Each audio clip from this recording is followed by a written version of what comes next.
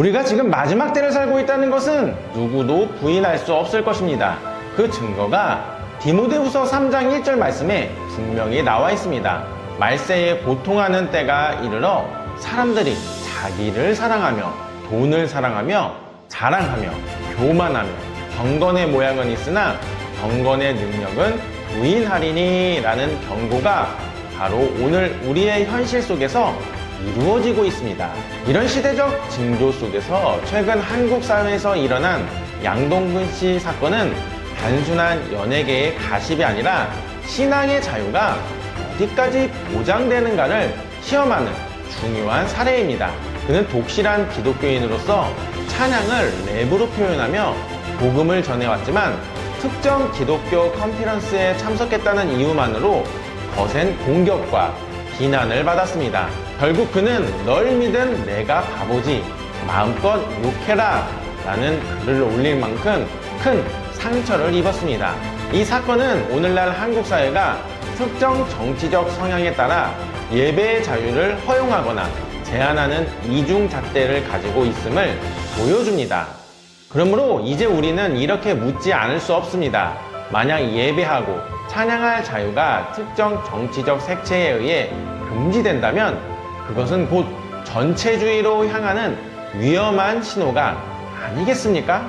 즉, 신앙의 자유는 단순한 개인의 권리를 넘어 하나님을 높이는 거룩한 특권입니다. 이것이 무너진다면 결국 나머지 모든 자유도 함께 무너질 수밖에 없습니다. 바로 이 점을 미국의 베스트셀러 작가인 로드 드레어도 그의 책 거짓에 굴복하지 말라에서 강조했습니다. 그는 과거 공산주의 체제를 경험했던 그리스도인들의 증언을 통해 서구 사회가 점점 부드러운 전체주의로 흘러가고 있다고 경고합니다. 그의 핵심 주장은 단순합니다. 진리를 외면하고 거짓에 침묵하는 순간 신앙의 자유와 더불어 모든 자유가 동시에 무너진다는 것입니다. 이것은 성경의 경고와도 맞닿아 있습니다. 요한복음 8장 32절에서 예수님은 진리를 알지니 진리가 너희를 자유롭게 하리라 라고 말씀하셨습니다. 이 말씀의 핵심은 곧 진리를 붙들 때에 자유가 보존되지만 진리를 외면할 때 자유는 속절없이 사라진다는 것입니다. 따라서 이번 영상에서는 로드 레이어의 거짓에 굴복하지 말라 책 내용을 통해 왜 신앙의 자유가 흔들릴 때 사회 전체의 자유까지 위협받게 되는지, 그리고 성경이 말씀하는 참된 자유의 근원이 무엇인지 더 깊이 있게 살펴보도록 하겠습니다. 여러분, 배우이자 래퍼인 양동근 씨 잘 아시죠? 그는 어린 시절부터 아역 배우로 이름을 알렸고 이후 래퍼로 활동하면서도 독실한 기독교인으로서 찬양을 랩으로 표현해왔던 크리스천 연예인이었습니다. 그러나 그는 최근 한 기독교 컨퍼런스에 참석했다는 이유로 엄청난 비난을 받았습니다. 그 공격은 단순한 비판을 넘어선 조롱과 매도로 이어졌고 결국 양동근 씨는 널 믿은 내가 바보지 마음껏 욕해라 라는 자조 섞인 글과 사진을 올릴 정도로 극심한 고통을 겪었습니다. 그의 참석이 문제가 된 이유는 단 하나였습니다. 그 컨퍼런스를 주최한 단체가 비상계엄을 옹호하고 탄핵 반대를 주장한 교회였기 때문입니다. 그러나 곰곰이 생각해보면 좌파 성향의 교회에서 열리는 집회에 연예인이 참여했을 때는 이런 공격이 쏟아지지 않았습니다. 결국 문제는 신앙의 행위가 아니라 그것이 어떤 정치적 성향과 연결되었는가에 따라 허용 여부가 갈린다는 것입니다.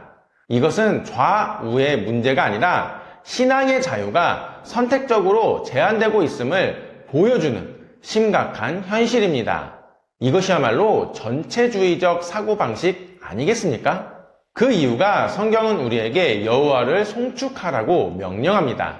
시편 34편은 내가 여호와로 항상 송축하며 내 입술에는 항상 그의 찬양이 있으리로다 라고 말합니다. 여기에는 장소와 시간의 제한이 없습니다. 교회에서든 집에서든 길거리에서든 심지어 정치적으로 불편한 자리에서도 여호와를 찬양할 수 있어야 합니다. 그러나 지금 한국에서는 우파 성향의 교회나 컨퍼런스에서 찬양하고 예배하면 정치적이다 라는 프레임이 씌워지고 사회적 매장으로 이어지는 현실이 벌어지고 있습니다. 반면 좌파 성향의 모임이나 집회에 교회 지도자들이 참여하는 것은 전혀 문제되지 않습니다. 이것은 형평성의 문제가 아니라 신앙의 자유 자체가 선택적으로 제한되고 있다는 무서운 증거입니다. 그렇다면 왜 이런 일이 심각한 문제인지 더 깊은 원리를 살펴볼 필요가 있습니다. 사실 신앙의 자유는 민주사회에서 가장 근본적인 자유 중 하나입니다. 왜냐하면 예배의 자유는 단순히 종교적 활동을 보장하는 수준을 넘어 인간이 하나님 앞에서는 가장 본질적인 권리입니다. 그런데 이것이 특정 정치적 기준에 따라 제한된다면 그 사회는 이미 자유를 잃은 것입니다. 실제로 미국의 경우를 보시면 미국은 정교분리 원칙 위에 세워졌습니다. 이는 국가가 특정 종교를 강요하지 못하도록 막는 동시에 교회가 자유롭게 신앙을 고백하고 예배할 수 있도록 보장하는 장치입니다. 그렇기 때문에 미국에서는 보수적이든 진보적이든 교회가 성경적 가치에 따라 목소리를 내는 것이 자유로이 허용이 됩니다. 국가 권력이 종교의 입을 막지 않고 교회 역시 국가 권력의 도구가 되지 않음으로써 신앙의 자유가 지켜지는 것입니다. 하지만 이러한 균형이 무너지면 결국 자유는 사라지게 됩니다. 중국의 예를 들어보겠습니다. 중국에서는 예배의 자유가 공산당의 기준에 따라 제한이 되고 교회는 철저히 국가 선전 도구로 전략했습니다. 북한은 더 극단적인데요. 교회는 존재하지만 그것은 선전용 무대일 뿐이고 진정한 예배는 지하로 숨어들 수밖에 없었습니다. 그러므로 우리가 여기서 알 수 있는 것이 무엇입니까? 맞습니다. 지금 한국에서 벌어지는 이 논란이 단순히 한 연예인의 사건이 아니라 자유가 제한되는 방향으로 가는 시작점일 수 있다는 사실을 우리는 경각심을 가지고 바라보아야 된다라는 것입니다. 물론 이런 주장에 반대하는 목소리도 있습니다. 실제로 많은 분들이 연예인이면 정치적 이슈랑 거리를 두는 게 맞지 않나요? 교회가 정치에 끼들어들면 위험한 거 아닙니까? 신앙을 핑계 삼아 특정 세력을 지지하는 건 위선적 아닌가요? 이런 반론에는 일리가 있는 부분도 있습니다. 신앙이 정치 권력에 종속되거나 특정 정파의 도구가 되는 것은 분명 잘못입니다. 그러나 문제는 선택적 적용입니다. 왜 우파 성향 모임에서의 예배만 문제되시고 좌파 성향 집회에서의 예배는 묵인되는 것입니까? 만약 정말로 정치와 신앙을 완전히 분리해야 한다라고 생각한다면 모든 정치적 맥락에서의 교회 활동을 똑같이 문제 삼아야 할 것입니다. 그러나 한국 사회는 전혀 그렇지 않고 특정 방향에만 정치적이다 라는 프레임을 씌우는 불평등이 벌어지고 있습니다. 따라서 대안은 분명합니다. 신앙의 자유는 정치적 프레임으로 재단될 수 없습니다. 교회는 권력의 하수인이 되어서는 안 되지만 동시에 복음을 선포하고 예배할 자유는 어디서든 보장되어야 합니다. 연예인이라 할지라도 그가 크리스천이라면 하나님을 예배할 자유가 있습니다. 그 이유가 무엇입니까? 맞습니다. 이것은 연예인의 직업적 선택과 별개로 모든 인간에게 주어진 근본적 권리이기 때문입니다. 성경은 모든 사람이 하나님을 예배해야 할 존재로 창조되었다고 말씀합니다. 요한복음 4장 23절에서 예수님은 아버지께 참되게 예배하는 자들이 영과 진리로 예배할 때가 오나니 곧 이때라 아버지께서는 자기에게 이렇게 예배하는 자들을 찾으시니라 라고 말씀하셨습니다.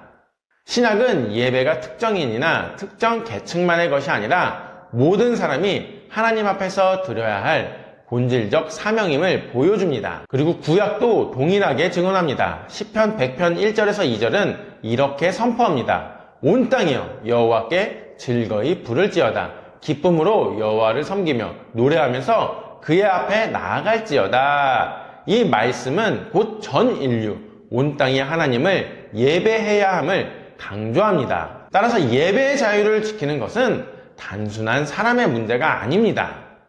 이것은 하나님께서 모든 인류에게 주신 보편적 권리이며 동시에 대한민국의 민주주의를 지키는 길이고 결국 우리 모두의 자유를 지키는 길입니다. 이 지점에서 우리는 서두에 소개해드린 로드 드레어 작가가 강조한 시각을 함께 살펴볼 필요가 있습니다. 드레어는 거짓에 굴복하지 말라 해서 공산주의 체제를 지나온 신앙인들의 증언을 통해 경고했습니다.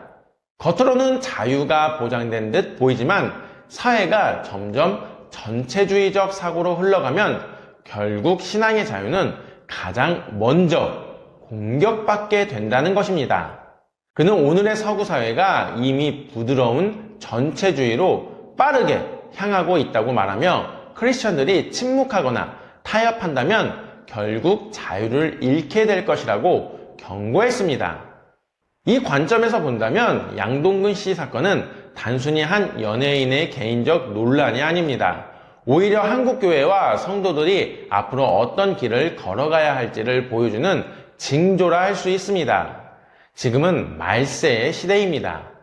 디모데후서 3장 1절에서 말한 것처럼 사람들이 경건의 모양은 있으나 경건의 능력은 부인하는 시대가 도래했습니다. 드레어가 지적했듯 이런 시대 속에서 교회가 세상 눈치를 보며 예배의 자유를 잃어버린다면 결국 하나님 앞에서 등불을 빼앗긴 교회가 되고 말 것입니다. 그러나 우리가 끝까지 예배를 지켜낸다면 그 자유의 불빛은 북한의 지하교회로, 중국의 억압받는 교회로 나아가 예루살렘과 땅끝까지 정해질 것입니다. 그러므로 우리는 더 많이 하나님을 송축해야 합니다. 더 크게 찬양해야 합니다. 더 당당히 예배해야 합니다. 그것이 이 시대를 사는 크리스천들의 사명이며 로드 드레어가 오늘날 교회에 던지는 가장 분명한 메시지입니다. 배우 양동근 씨도 수많은 대중들에게 욕을 먹었던 문제가 된 그 집회 현장에서 이렇게 멋진 고백을 하였습니다. 본인의 삶을 돌아보면 그는 단순한 배우나 래퍼가 아니라 예수 그리스도의 은혜로 변화가 된 예수님의 증인이다 라고 고백을 합니다. 어린 나이에 연예계에 발을 들여 고립과 방황 속에서 죽음까지도 생각했던 그가 결국 십자가의 용서를 경험하며 새로운 인생을 살게 된 것은 인간의 힘이 아니라 하나님의 은혜였다고 합니다. 그는 이렇게 솔직히 말합니다. 나는 교회에 흙탕물이나 묻히는 미꾸라지 같았다. 쫓겨나야 했던 나를 예수님께서 십자가의 사랑으로 용납하셨다. 이 고백은 우리 모두의 모습이기도 합니다. 우리가 아무리 연약하고 부족해도 예수님은 우리를 버리지 않으시고 끝까지 붙들어 주시는 분이라는 사실을 양동근 씨의 삶을 통해 다시 확인할 수 있습니다. 또한 그는 무대 위에서도 거리 한복판에서도 심지어 대중의 시선이 집중된 방송 현장에서도 예수님의 이름을 담대히 전했습니다. 나는 술과 담배로 방황했지만 예수님을 만난 후 하나님께서 자연스럽게 끊게 해주셨다. 하나님은 사랑이시다라는 그의 고백은 단순한 말이 아니라 실제 변화된 삶에서 나온 진리의 증언이었습니다. 지저스 앤 컴퍼니, 블랙 가스펠, 그리고 수많은 무대에서 그는 자신의 재능을 단순히 세상의 성공을 위해 쓰지 않았습니다. 오히려 하나님을 회장님으로 모시고 음악과 예술을 통해 주님의 영광을 드러내기 위해 사용했습니다. 이것이 바로 하나님께서 주신 은사를 바르게 사용하는 참된 목적이며 모든 크리스천들이 본받아야 할 믿음의 자세입니다. 오늘 양동근 씨의 간증은 우리에게 분명한 메시지를 줍니다. 예수님을 만나면 인생이 바뀐다는 사실입니다. 절망 속에 있던 청년이 소망의 증언으로 바뀌었듯이 우리 또한 어떤 상황에 있든 예수 그리스도의 사랑과 용서는 우리를 새롭게 만들 수 있습니다. 그러므로 우리도 양동근 씨처럼 담대히 예수님을 고백하며 살아가야 합니다. 세상이 비난해도 조롱해도 결국 남는 것은 하나님의 사랑뿐입니다. 그 사랑이 우리를 살리고 우리를 변화시키며 우리를 통해 세상에 증거될 것입니다. 이런 양동근 씨의 소중한 간증은 우리에게 한 영혼이 예수님을 만날 때 어떤 놀라운 변화가 일어나는지를 잘 보여줍니다. 그러나 동시에 우리는 여기서 멈추지 않고 성경이 말하는 시대적 분별을 붙들어야 합니다. 왜냐하면 마지막 때는 단순히 개인의 간증과 변화만이 아니라 교회를 무너뜨리려는 거짓 가르침의 도전이 함께 찾아오기 때문입니다. 그래서 예수님은 제자들에게 분명히 경고하셨습니다. 마태복음 24장 11절을 보면 예수님께서는 이 마지막 때의 특징을 거짓 선지자가 많이 일어나 많은 사람을 미혹하겠으며 라고 말씀하셨고요. 마태복음 24장 24절을 보면 거짓 그리스도들과 거짓 선지자들이 일어나 큰 표적과 기사를 보여 할 수만 있으면 택하신 자들도 미혹하리라 라고 말씀하시면서 이 말세에는 거짓 선지자들과 거짓 그리스도인들이 기적과 표적을 행하며 사람들을 속일 것이라고 예수님께서 경고하셨습니다. 그런데 요즘 대한민국에서 예수님의 예언이 현실로 일어나고 있다는 소식 혹시 알고 계셨나요? 맞습니다. 얼마 전부터 대한민국 교회를 혼란스럽게 하는 한 사람의 성경 강의가 굉장히 큰 이슈가 된 적이 있었는데요. 그것이 바로 가수 박진영 씨의 성경 세미나입니다.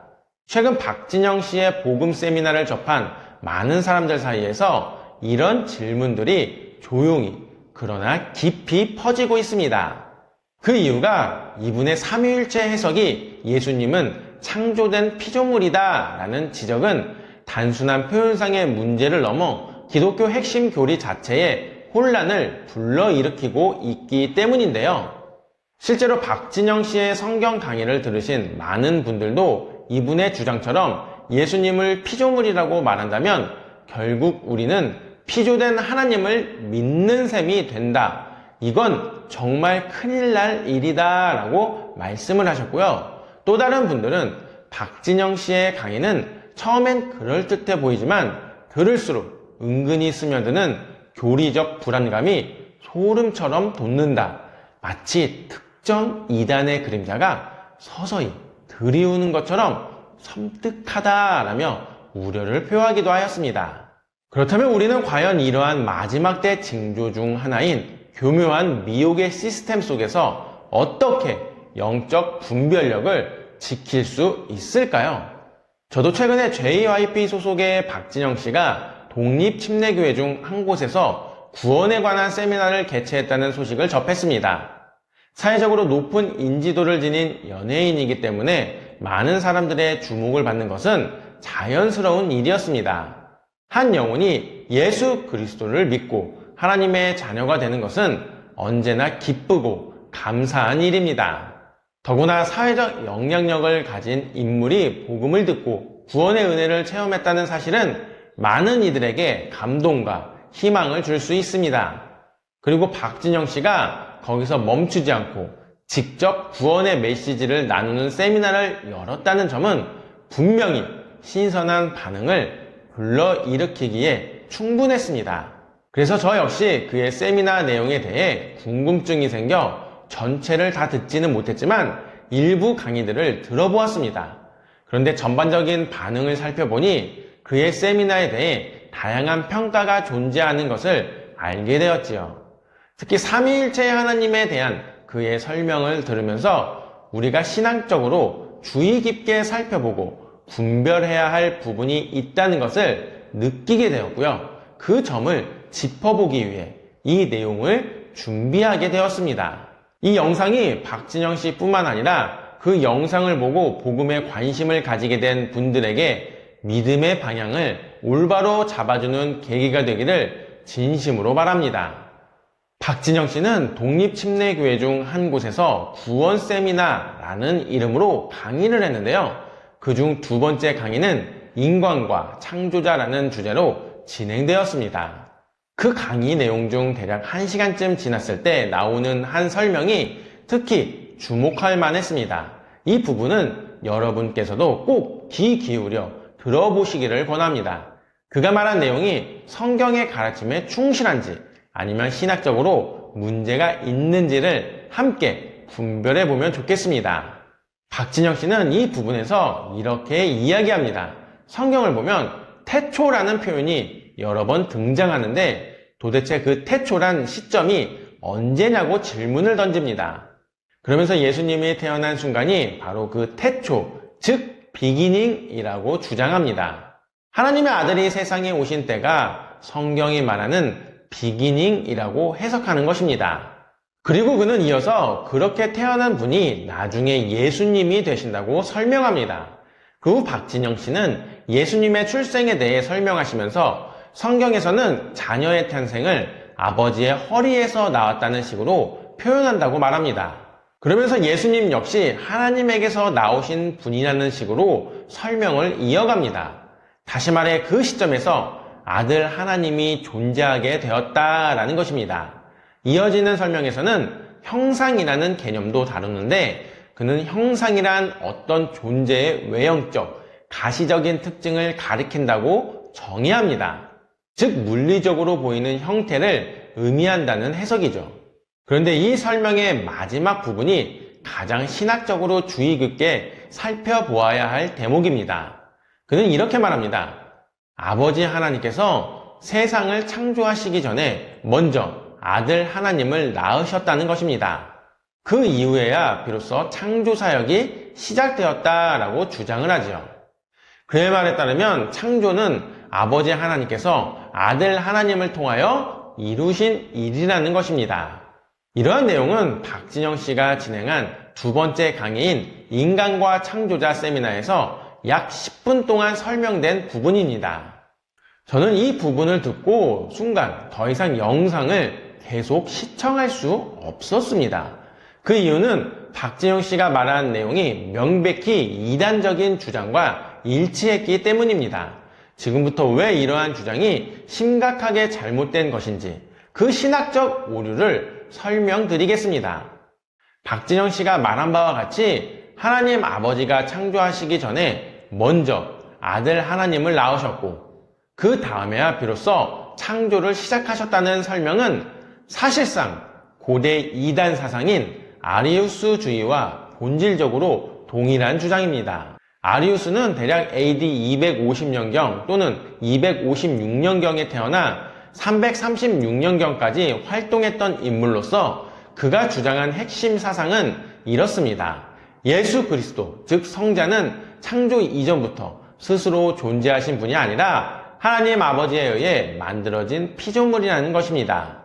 다시 말해 성자는 아버지 하나님이 창조하신 첫 번째 존재로서 이후 아버지를 통해 세상의 모든 것이 창조되었다는 주장입니다. 이로써 성자는 하나님과 본질적으로 같지 않고 하나님 아래에 종속된 존재로 본 것입니다. 그런데 아리우스의 사상을 살펴보면 그는 예수 그리스도를 하나님이 창조하신 피조물 가운데 가장 먼저 태어난 존재로 보았고 그 이후에 하나님께서 그를 통해 만물을 창조하셨다고 주장했습니다. 이러한 사상은 예수님을 하나님과 동등하지 않는 종속된 피조물로 보는 관점이며 교회 역사 속에서는 오래전부터 이단으로 규정되어 왔습니다.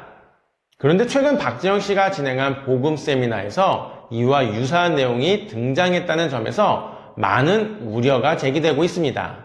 예수님이 창조된 존재라는 식의 해석은 단순한 표현상의 문제가 아니라 삼위일체와 예수님의 신성이라는 기독교 핵심 교리를 심각하게 훼손하는 오류이기 때문입니다. 이와 같은 신학적 혼동은 주로 골로새서 1장 15절에 대한 잘못된 해석에서 비롯됩니다.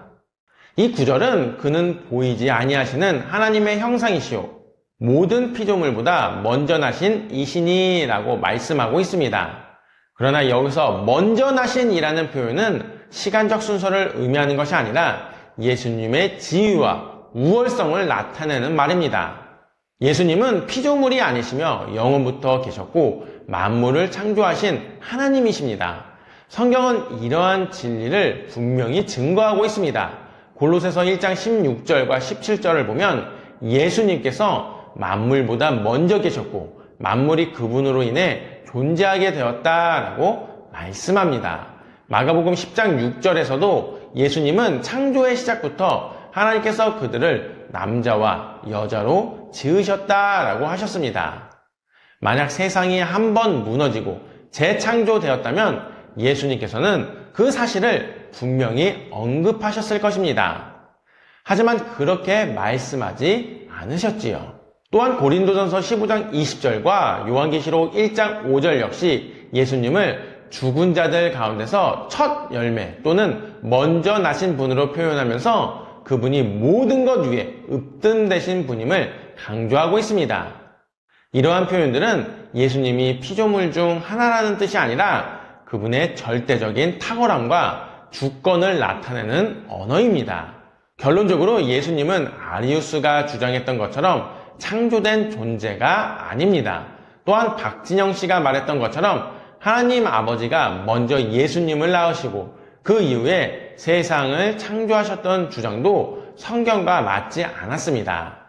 예수님은 처음부터 영원까지 존재하시는 참 하나님이시며 만물의 창조주이자 교회의 머리로서 모든 것 위에 계시는 분이십니다. 우리가 반드시 이 진리를 바로 알고 흔들림 없이 믿고 선포하는 것이 중요한 이유가 바로 여기에 있습니다. 그 이유가 무엇입니까? 맞습니다.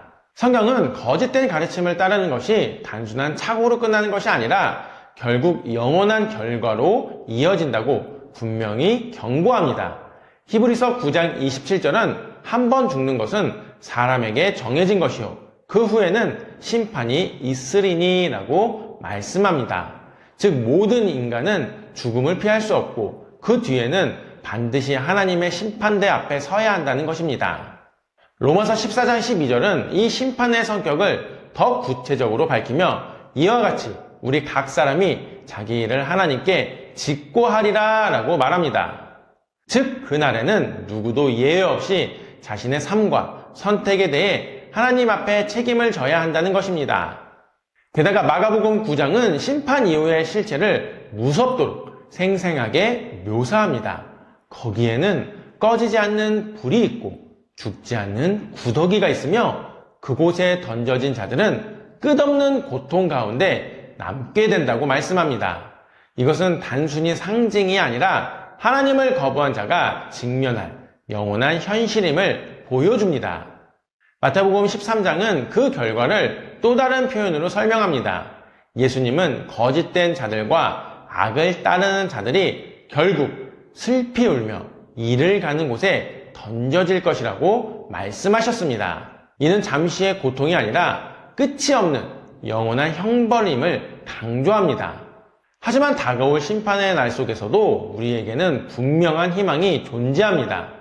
예수님께서는 마태복음 25장 40절에서 지극히 작은 자 하나에게 한 것이 곧 내게 한 것이니라 라고 말씀하시며 이 마지막 날을 준비하는 삶의 기준으로 가장 소외된 이들을 섬기는 것이 얼마나 중요한지를 가르쳐 주셨습니다. 그래서 저희 메시지아는 이 말씀에 따라 사회적 약자이자 소외된 장애인 형제자매들을 섬기는 일에 힘쓰고 있습니다. 실제로 매주 저희는 유튜브 수익금으로 장애인 재활 작업장에 간식을 후원해 왔는데 어느 날 우연히 예배 시간에 찬양을 즐겁게 부르는 발달장애인 분들을 보며 큰 감동을 받았습니다. 특히 그때의 원장님께서 발달장애인 분들이 이 찬양의 시간대 저렇게 신나게 찬양을 하는 이유는 사실 발달장애인 분들은 공연장 출입이 제한되어 음악을 접할 기회가 거의 없어서 그렇다라고 말씀하신 장면은 저희 마음에 깊이 남아 잊을 수 없었습니다.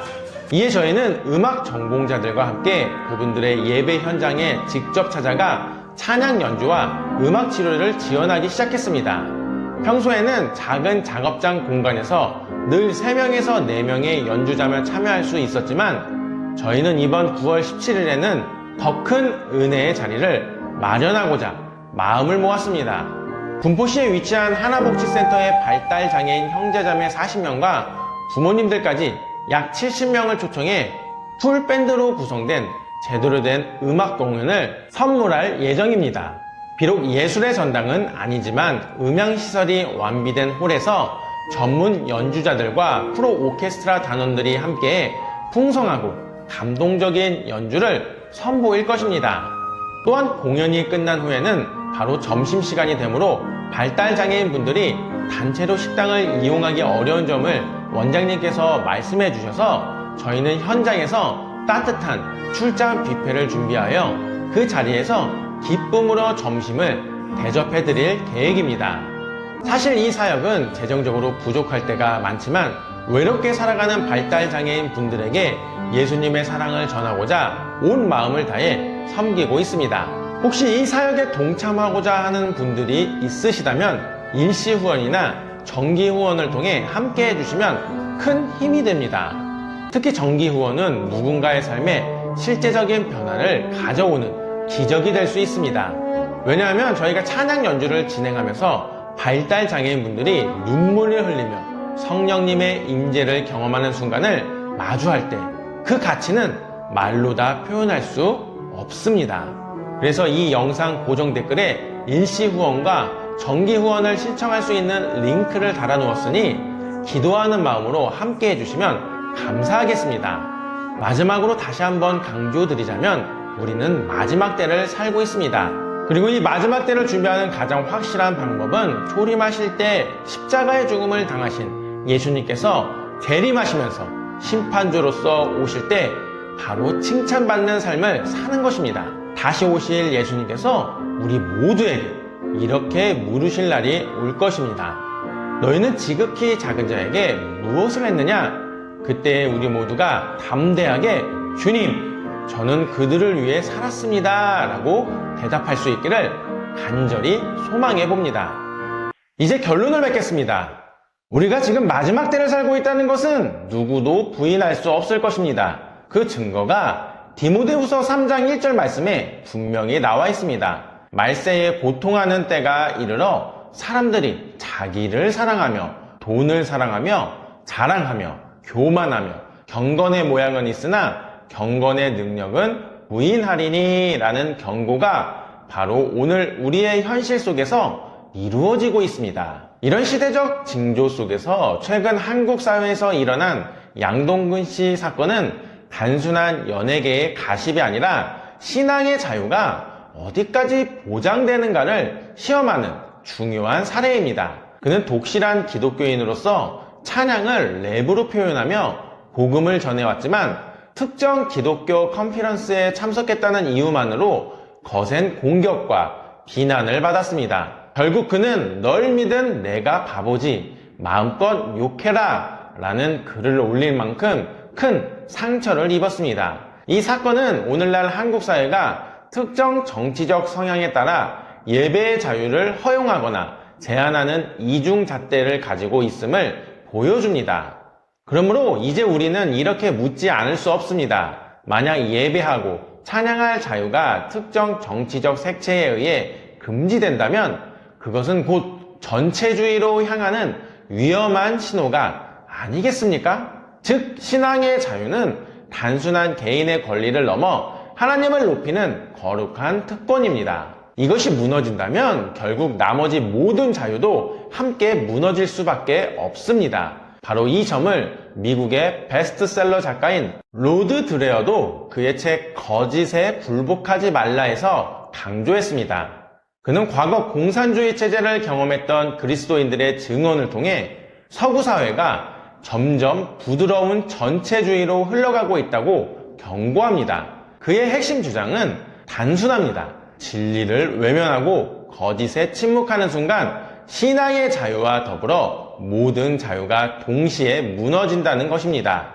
이것은 성경의 경고와도 맞닿아 있습니다. 요한복음 8장 32절에서 예수님은 진리를 알지니 진리가 너희를 자유롭게 하리라 라고 말씀하셨습니다. 이 말씀의 핵심은 곧 진리를 붙들 때에 자유가 보존되지만 진리를 외면할 때 자유는 속절없이 사라진다는 것입니다. 여러분, 배우이자 래퍼인 양동근 씨 잘 아시죠? 그는 어린 시절부터 아역 배우로 이름을 알렸고 이후 래퍼로 활동하면서도 독실한 기독교인으로서 찬양을 랩으로 표현해왔던 크리스천 연예인이었습니다. 그러나 그는 최근 한 기독교 컨퍼런스에 참석했다는 이유로 엄청난 비난을 받았습니다. 그 공격은 단순한 비판을 넘어선 조롱과 매도로 이어졌고, 결국 양동근 씨는 널 믿은 내가 바보지, 마음껏 욕해라 라는 자조 섞인 글과 사진을 올릴 정도로 극심한 고통을 겪었습니다. 그의 참석이 문제가 된 이유는 단 하나였습니다. 그 컨퍼런스를 주최한 단체가 비상계엄을 옹호하고 탄핵 반대를 주장한 교회였기 때문입니다. 그러나 곰곰이 생각해보면 좌파 성향의 교회에서 열리는 집회에 연예인이 참여했을 때는 이런 공격이 쏟아지지 않았습니다. 결국 문제는 신앙의 행위가 아니라 그것이 어떤 정치적 성향과 연결되었는가에 따라 허용 여부가 갈린다는 것입니다. 이것은 좌우의 문제가 아니라 신앙의 자유가 선택적으로 제한되고 있음을 보여주는 심각한 현실입니다. 이것이야말로 전체주의적 사고방식 아니겠습니까? 그 이유가 성경은 우리에게 여호와를 송축하라고 명령합니다.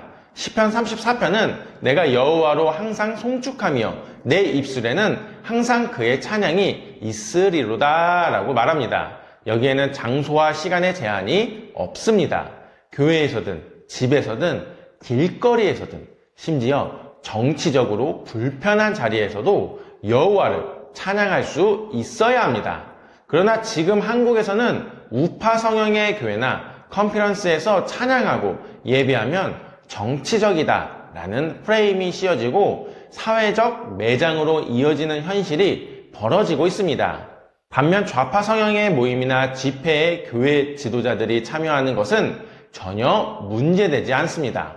이것은 형평성의 문제가 아니라 신앙의 자유 자체가 선택적으로 제한되고 있다는 무서운 증거입니다. 그렇다면 왜 이런 일이 심각한 문제인지 더 깊은 원리를 살펴볼 필요가 있습니다. 사실 신앙의 자유는 민주사회에서 가장 근본적인 자유 중 하나입니다. 왜냐하면 예배의 자유는 단순히 종교적 활동을 보장하는 수준을 넘어 인간이 하나님 앞에서는 가장 본질적인 권리입니다. 그런데 이것이 특정 정치적 기준에 따라 제한된다면 그 사회는 이미 자유를 잃은 것입니다. 실제로 미국의 경우를 보시면 미국은 정교분리 원칙 위에 세워졌습니다. 이는 국가가 특정 종교를 강요하지 못하도록 막는 동시에 교회가 자유롭게 신앙을 고백하고 예배할 수 있도록 보장하는 장치입니다. 그렇기 때문에 미국에서는 보수적이든 진보적이든 교회가 성경적 가치에 따라 목소리를 내는 것이 자유로이 허용이 됩니다. 국가 권력이 종교의 입을 막지 않고 교회 역시 국가 권력의 도구가 되지 않음으로써 신앙의 자유가 지켜지는 것입니다. 하지만 이러한 균형이 무너지면 결국 자유는 사라지게 됩니다. 중국의 예를 들어보겠습니다. 중국에서는 예배의 자유가 공산당의 기준에 따라 제한이 되고 교회는 철저히 국가 선전 도구로 전략했습니다.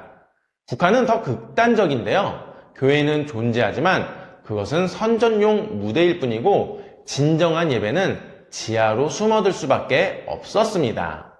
그러므로 우리가 여기서 알 수 있는 것이 무엇입니까? 맞습니다. 지금 한국에서 벌어지는 이 논란이 단순히 한 연예인의 사건이 아니라 자유가 제한되는 방향으로 가는 시작점일 수 있다는 사실을 우리는 경각심을 가지고 바라보아야 된다라는 것입니다. 물론 이런 주장에 반대하는 목소리도 있습니다. 실제로 많은 분들이 연예인이면 정치적 이슈랑 거리를 두는 게 맞지 않나요? 교회가 정치에 끼들어들면 위험한 거 아닙니까? 신앙을 핑계 삼아 특정 세력을 지지하는 건 위선적 아닌가요? 이런 반론에는 일리가 있는 부분도 있습니다. 신앙이 정치 권력에 종속되거나 특정 정파의 도구가 되는 것은 분명 잘못입니다. 그러나 문제는 선택적 적용입니다. 왜 우파 성향 모임에서의 예배만 문제되시고 좌파 성향 집회에서의 예배는 묵인되는 것입니까? 만약 정말로 정치와 신앙을 완전히 분리해야 한다라고 생각한다면 모든 정치적 맥락에서의 교회 활동을 똑같이 문제 삼아야 할 것입니다. 그러나 한국 사회는 전혀 그렇지 않고 특정 방향에만 정치적이다 라는 프레임을 씌우는 불평등이 벌어지고 있습니다. 따라서 대안은 분명합니다. 신앙의 자유는 정치적 프레임으로 재단될 수 없습니다. 교회는 권력의 하수인이 되어서는 안 되지만 동시에 복음을 선포하고 예배할 자유는 어디서든 보장되어야 합니다. 연예인이라 할지라도 그가 크리스천이라면 하나님을 예배할 자유가 있습니다. 그 이유가 무엇입니까? 맞습니다. 이것은 연예인의 직업적 선택과 별개로 모든 인간에게 주어진 근본적 권리이기 때문입니다. 성경은 모든 사람이 하나님을 예배해야 할 존재로 창조되었다고 말씀합니다. 요한복음 4장 23절에서 예수님은 아버지께 참되게 예배하는 자들이 영과 진리로 예배할 때가 오나니 곧 이때라 아버지께서는 자기에게 이렇게 예배하는 자들을 찾으시니라 라고 말씀하셨습니다. 신약은 예배가 특정인이나 특정 계층만의 것이 아니라 모든 사람이 하나님 앞에서 드려야 할 본질적 사명임을 보여줍니다. 그리고 구약도 동일하게 증언합니다. 시편 100편 1절에서 2절은 이렇게 선포합니다. 온 땅이여 여호와께 즐거이 부를지어다. 기쁨으로 여호와를 섬기며 노래하면서 그의 앞에 나아갈지어다. 이 말씀은 곧 전 인류, 온 땅이 하나님을 예배해야 함을 강조합니다. 따라서 예배의 자유를 지키는 것은 단순한 사람의 문제가 아닙니다. 이것은 하나님께서 모든 인류에게 주신 보편적 권리이며 동시에 대한민국의 민주주의를 지키는 길이고 결국 우리 모두의 자유를 지키는 길입니다. 그러므로 마지막 때를 살아가고 있는 지금 우리는 어떤 사람을 따를지 어떤 복음을 붙들어야 할지를 분명히 선택해야 합니다. 거짓 선지자의 미혹이 점점 더 교묘해지는 시대일수록 오직 성경 말씀과 예수 그리스도의 진리 위에 굳게 서야 합니다. 이것이 우리의 영혼을 지키는 길이며 교회를 살리는 길이고 결국 하나님의 영원한 나라에 들어가는 길입니다. 그래서 훗날에는 이 진리의 길에서 우리 모두 만나게 되기를 간절히 소망해 봅니다. 예수님의 말씀 함께 전하네.